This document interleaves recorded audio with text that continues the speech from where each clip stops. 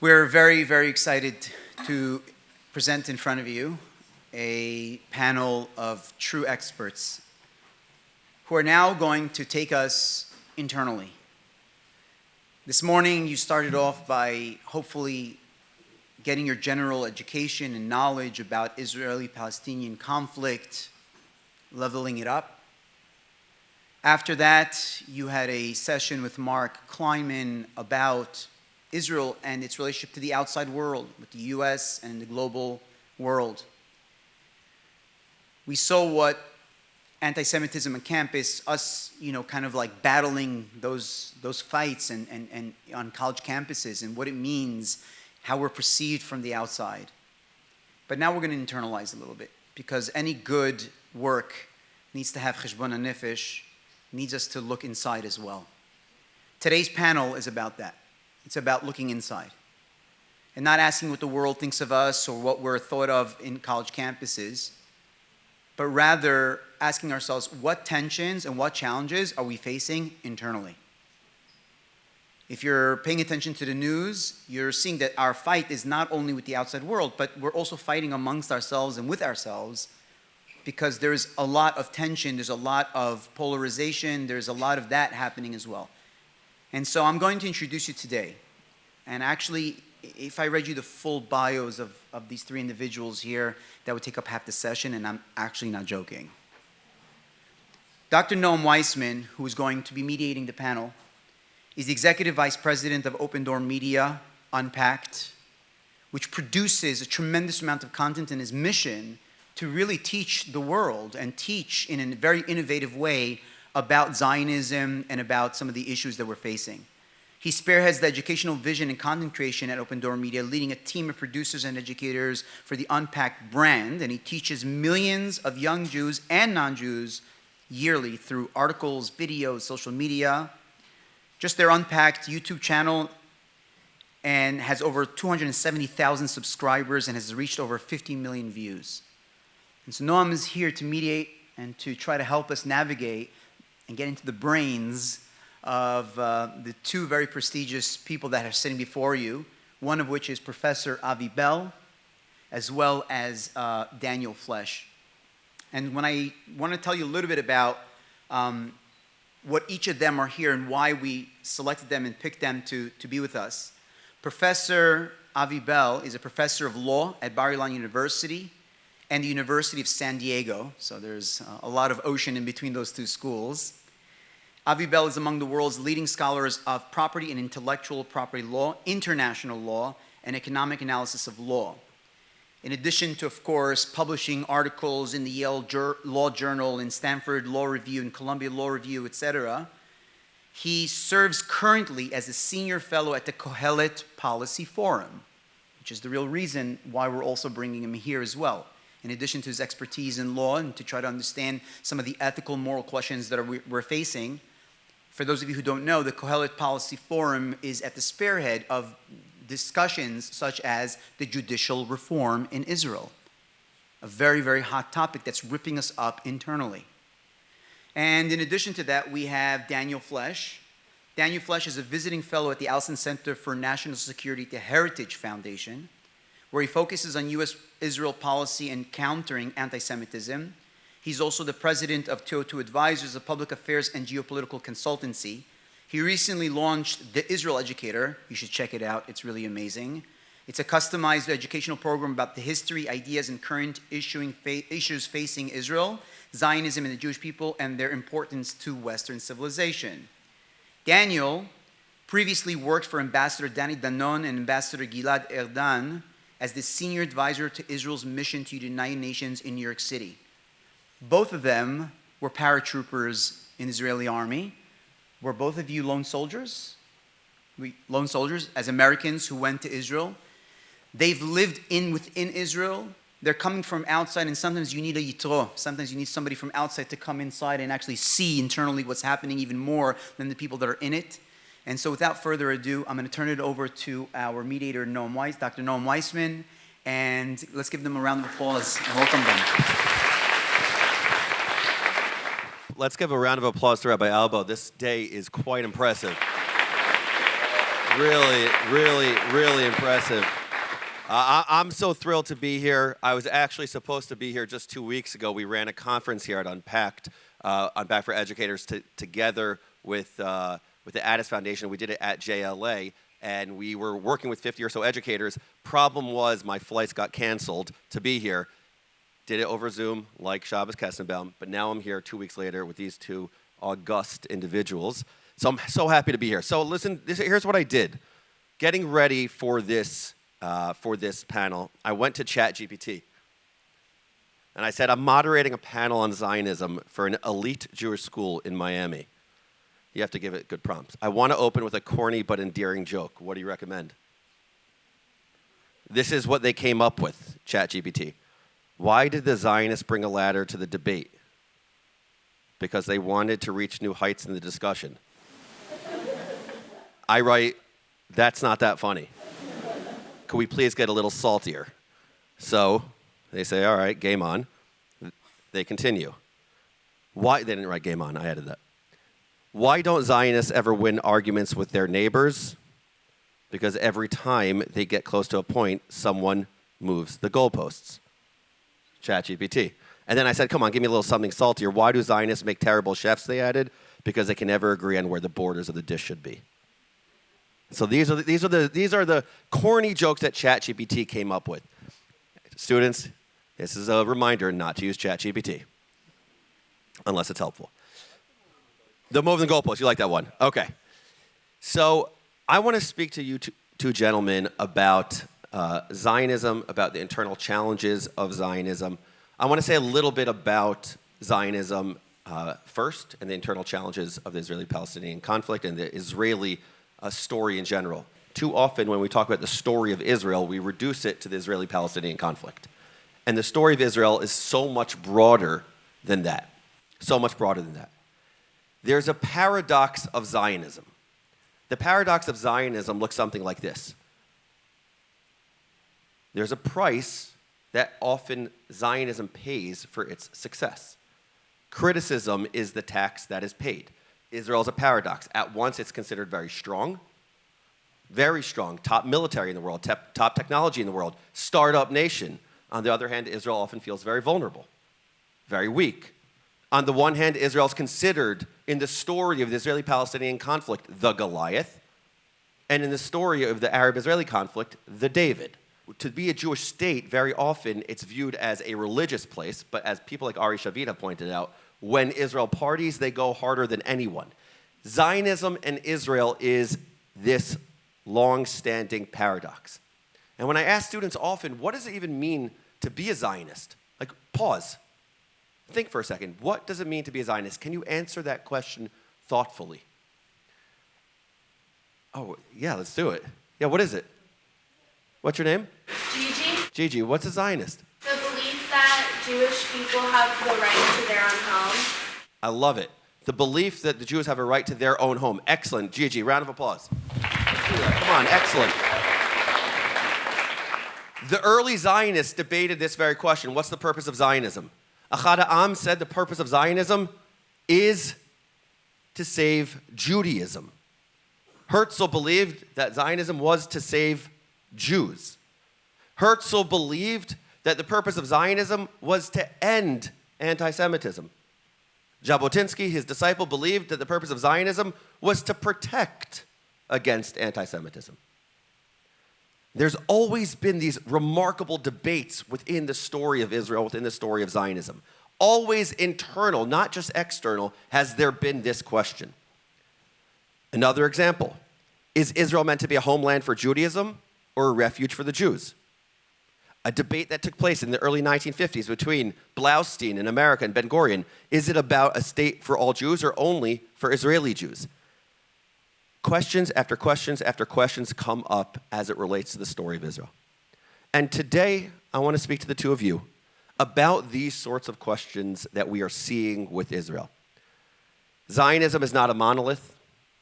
A.B. Yoshua was famous for saying Zionism is a common platform, not an exclusive ideology.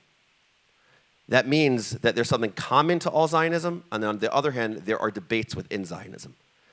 And I want to focus on three major debates within the story of Zionism in Israel, and I'm going to ask the two of you to wax poetic on them, okay? But I'm going to ask you to do it in this sort of way. Let's see if you could wax poetic on it in under 4 minutes per question or so. Let's go for that. Deal? Deal. You'll do the best, or I'll cut you off. So, here we go. Stopwatch going. Okay, here we go. The three major issues that I want to focus on, and at JLA we go right into it. We go into the tough questions.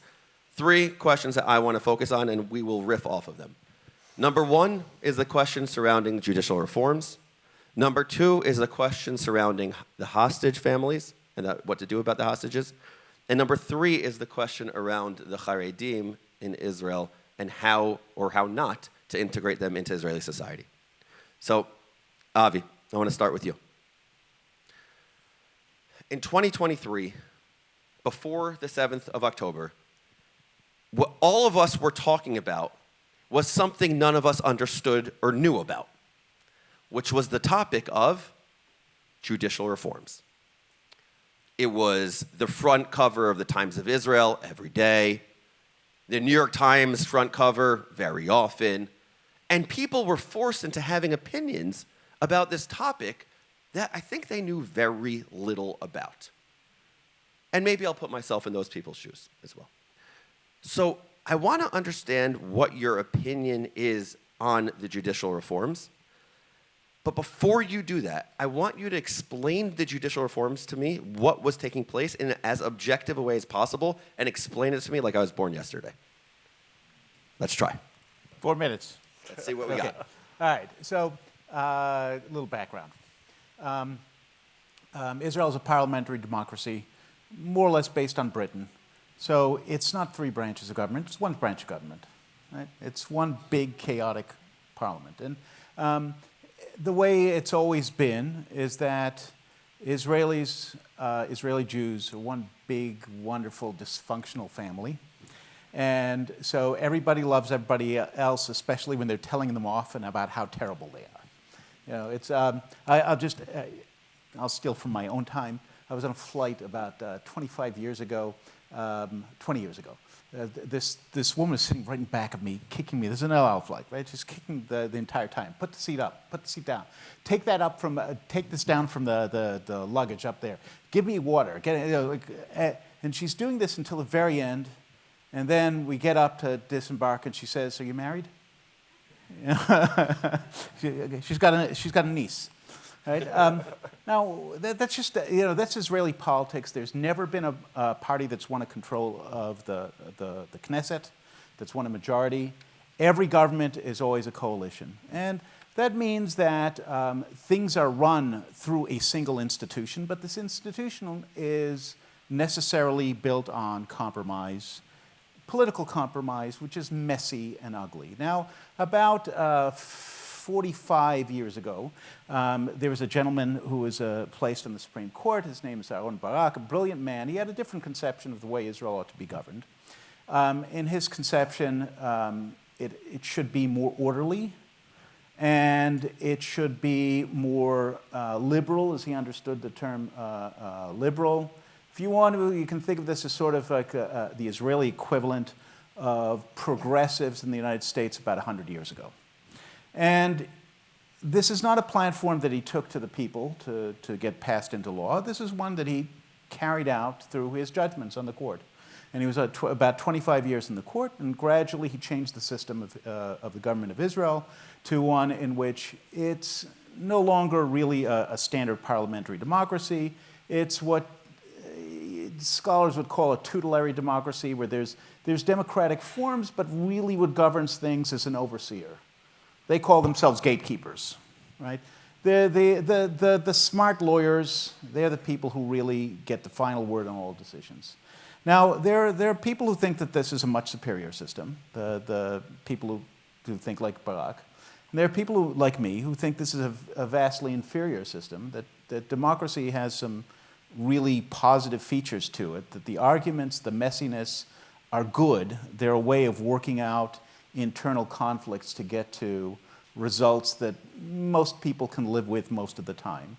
And the judicial reform package that was put out that everybody was fighting about was about this, about whether we're going to have a system that I like, the sort of messy democracy, or we're going to stick with the system that Barak created, where we have the gatekeepers taking control of all major decisions. Now, it's ultimately a battle about power, about political power, and that raises very, very, very strong feelings. And naturally, these strong feelings appeared everywhere, in public debate, on the streets. And one of the unfortunate things that happened, I think, is that people, American Jews listening in, not quite understanding what was going on, expressed themselves very vigorously in ways that I don't think helped. Okay, so 3 minutes 59. I'm going to ask you a follow-up. Excellent, Avi. But now we're going to get controversial. Okay. According to the Jewish People Policy Institute, JPPI, which, by the way, do I have it over here? Great book that called A Jewish State, 75 Perspectives. By the way, just that book in and of itself, the title, 75 Perspectives, shows how many perspectives there are. One of the editors is Aharon Barak, right? And of the JPPI, so I'm just giving that context for where some of these stats are coming from, revealed that 84% of Israelis believe the judicial system is in need of a change. Only 22% support every change proposed in the reform.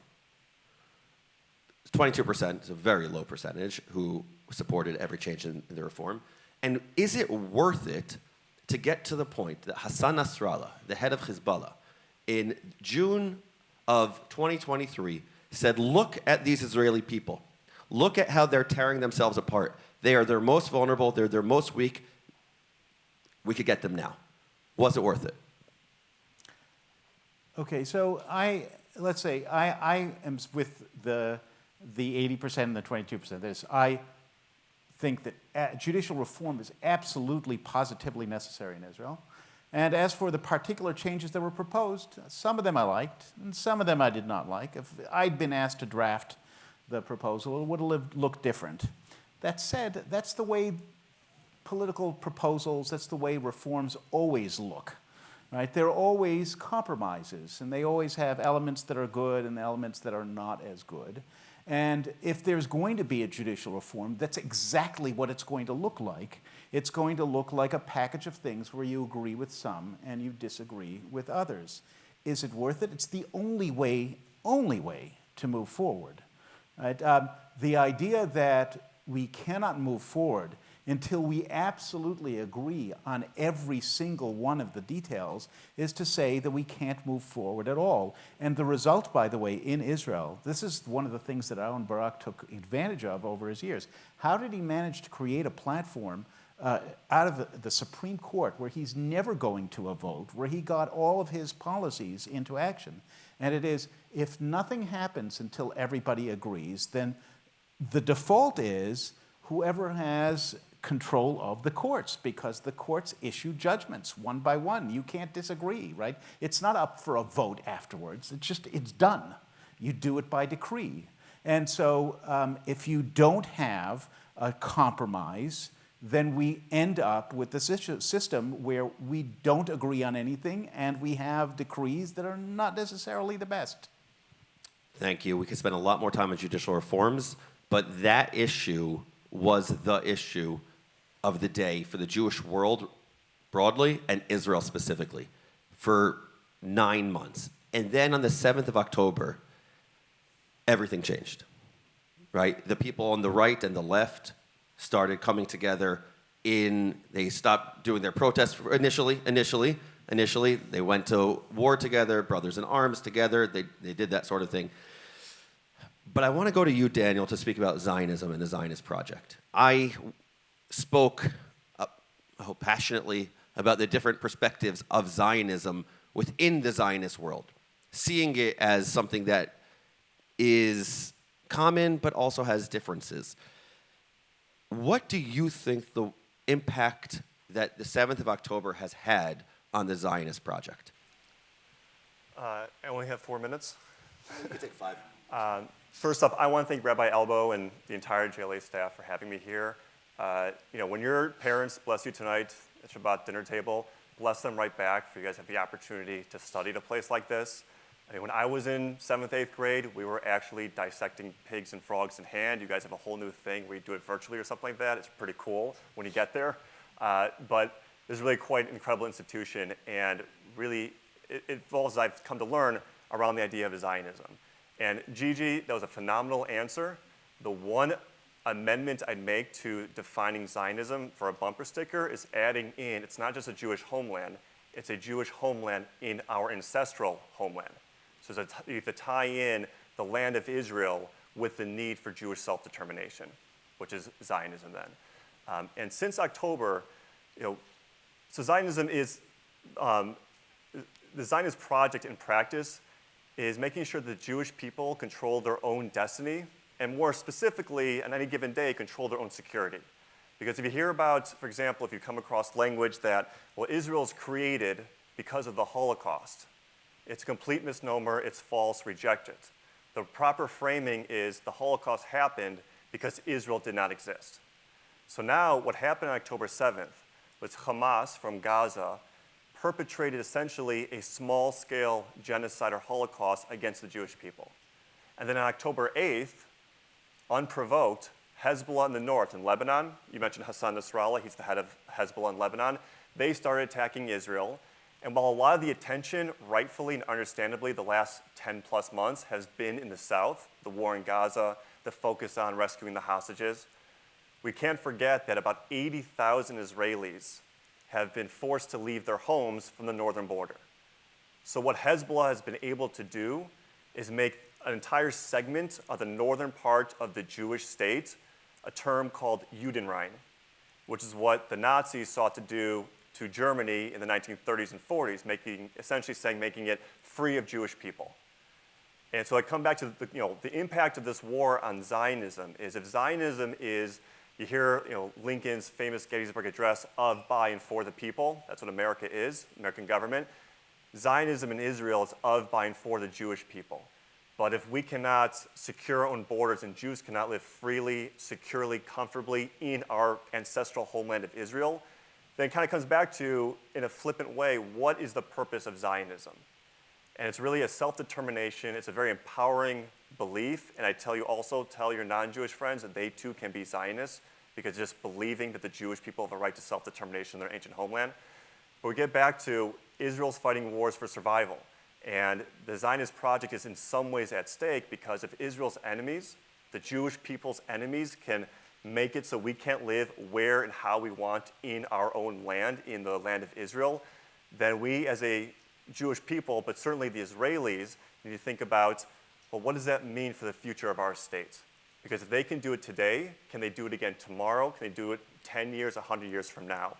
And I'll wrap up on this saying that Israel right now, compared to October, is it's winning the war in the south. There's a difficult period right now and a potential war in the north. But Israel will come through this because at the end of the day, the strength of the Jewish people, I believe, today in the 21st century comes from the strength of Israel. That you mentioned in your opening remarks that in the 1950s, there was a big question about where would the center of world Judaism be?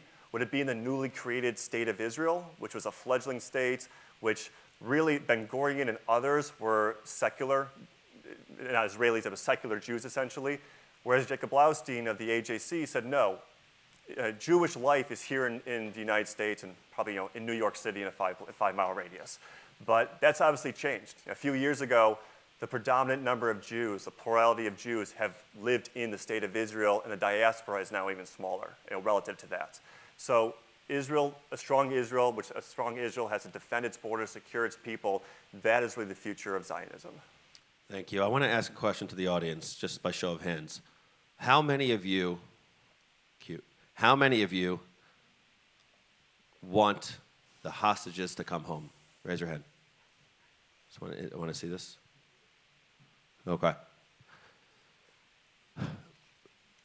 Thank you.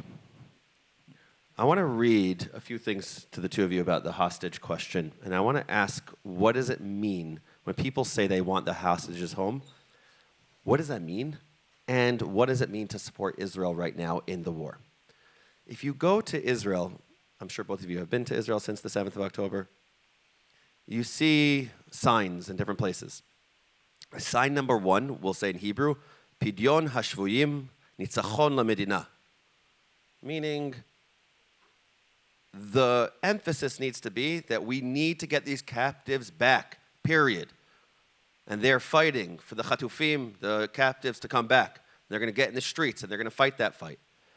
And then there's another slogan that says, B'motam tzivu lanu nitzachon, which is the opposite.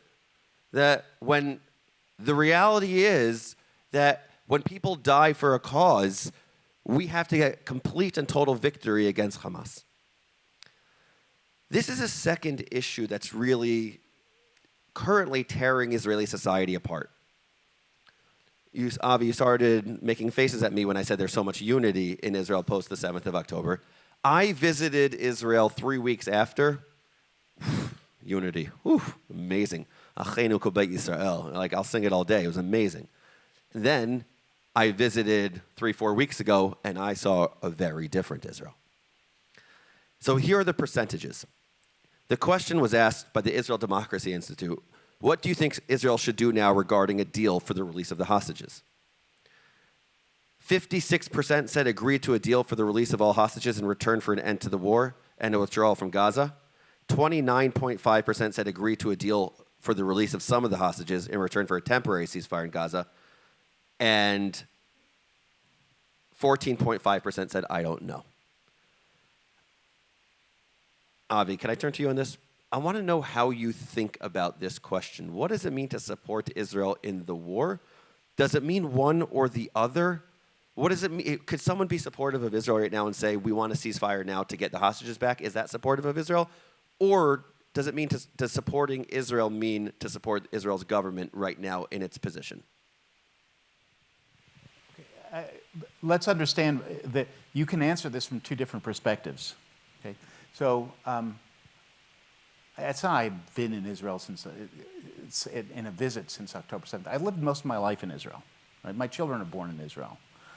My father was born in, well, Palestine. But Israel is my home. Now, what do Israelis think about it? Like everything else, there's this combination of anger and frustration and even hatred, but underneath it all, we're all in the same boat, right? That is, as you know, I think it was Ben Franklin said, right? We must all hang together, or we most assuredly all hang separately, right?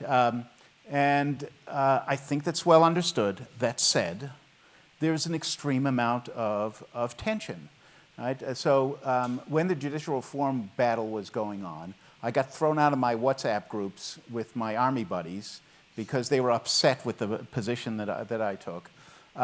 And immediately after October 7th, one of them comes back and says, all right, should I add you back? And I said, yeah, of course. And then I looked, like a week later, and I'm not there. And I said, what happened? He said, I'm waiting for the ideal opportunity. I said, you know what, just forget it. Because it's not going to happen, right? It's not going to happen. So there are a lot of these, we could go into the technicalities of it. Is it a good idea to cut a deal, to not cut a deal, under what circumstances we should cut a deal? But these are battles that we Israelis have to have, and we're not going to end up agreeing, and there's going to end up being a policy because there has to be something, right? So we'll do whatever we do. I think that the second perspective, the perspective from here is, what does it mean to support Israel? It is to support whatever decision we come up with on this. This is a life and death question. We are living the consequences. And frankly, you cannot know what it means from the distance of the ocean. It's not the same thing. It means to support whatever we do. And if the government of Israel decides, and the head of Hamas agrees, which he's not going to, that the best thing is to cut a ransom deal, and we reach this ransom deal, then that's what you have to support. And if the decision is there is no ransom deal and we fight till the end, then that's what you have to support. It's, this is part of what it means to accept not only that there's a Jewish state, but the Jewish state functions as a democracy. The people who are there have fights and then reach a decision. Can I just underscore something there real quick? Yeah. In that I view our role in the diaspora as it relates to Israel. That's what I was going to ask you. Do you want to frame it up, or? I was going to ask what these students' role is. What are they? Are they? Is their role just sitting here right now? Some like really zoned in, some being like, okay, I think I know what's going on. But like, what's their role? They're sitting here right now. What's their role in this question? So I think to build off of Avi's comment, and this goes for any conversation, meaning kind of political, social conversation happening in Israel, whether it was judicial reform, whether it is the hostage situation, anything you want to think about, whether before it was the idea of a nation-state law a few years ago, the basic law. I think the role that we have, if you're not Israeli, is to support Israel in the sense that you recognize that if you're not in Israel, you do not bear the consequences of their decisions. And don't tell me, not that this audience would, but there's an incident a number of years ago in 2014 in the last major war in Gaza, obviously minor compared to now, where someone said to an Israeli member of Knesset, I wish you guys wouldn't conduct the war as you do because my child at college is getting harassed because of that. Well, our role is to be supportive of Israel in a hasbara way, in a financial way, et cetera, and not to interject ourselves on what are essentially internal Israeli dynamics, largely because we sitting here don't bear the consequences. And that's a very important thing. We have a right to say, first off, in America about anything, but also we have a stake in the future of the Jewish state, but we don't, I think, have a place to tell Israelis how they should govern themselves, just like I don't want Avi to tell me how to govern myself over here because he's not, he's in an interesting situation, not the best example here, but he's not living here, so why should he tell me how to govern myself here? Avi, do you agree with that assessment that the goal of the American Jew or the Jewish American should be to support what Israel does because of the fact that they don't bear the consequences? That meaning that's their role, to support?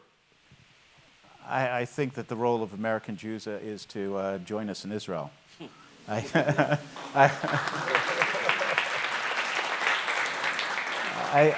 think this was during another one of these wars. I was asked to go speak to a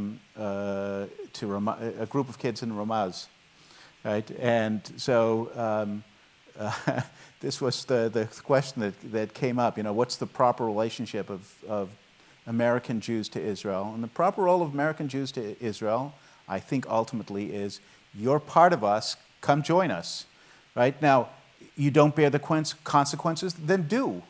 Nobody's preventing you. Now, that said, okay, we're all part of the same family.